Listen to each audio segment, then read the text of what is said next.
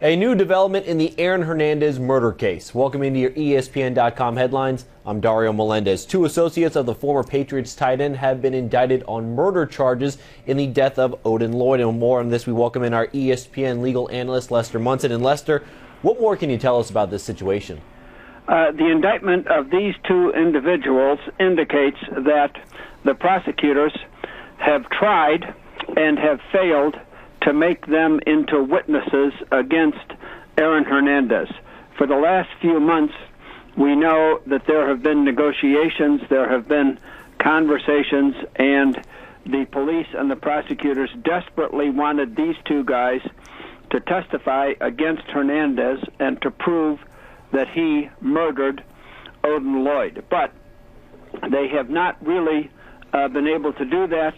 The one, Carlos Ortiz, has some serious veracity problems. The other guy, Ernest Wallace, is described by many as the right-hand man and best friend of Aaron Hernandez. So now these guys will join Hernandez as defendants when the trial begins several months from now.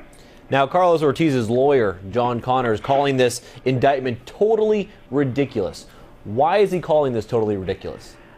What he said, as well as the statement about totally ridiculous, was that his client, Carlos Ortiz, was, quote-unquote, just along for the ride.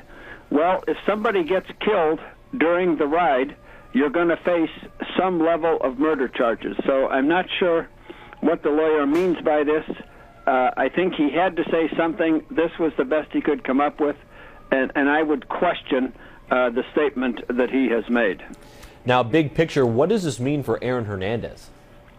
This actually might be a bit of good news for Aaron Hernandez. He now knows that his two friends have chosen to stay by his side, have not become witnesses against him. It makes the prosecution's case a bit more difficult. The police and the prosecutors desperately wanted these two guys as witnesses. Now they will be, instead of being witnesses against Hernandez, they will be defendants sitting there along with Hernandez at the trial. Lester, why does it make it more difficult? It makes it more difficult because if you had, for example, Ernest Wallace saying that he saw Hernandez get out of the car and go over and shoot Odin Lloyd, then you have an eyewitness, you have powerful testimony.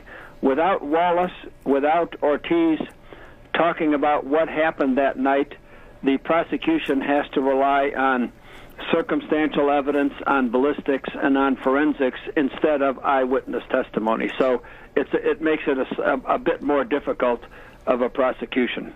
That's our legal analyst, Lester Munson, with the latest developments in the Aaron Hernandez murder case. Remember, for your latest headlines, keep right here on ESPN.com. I'm Dario Melendez.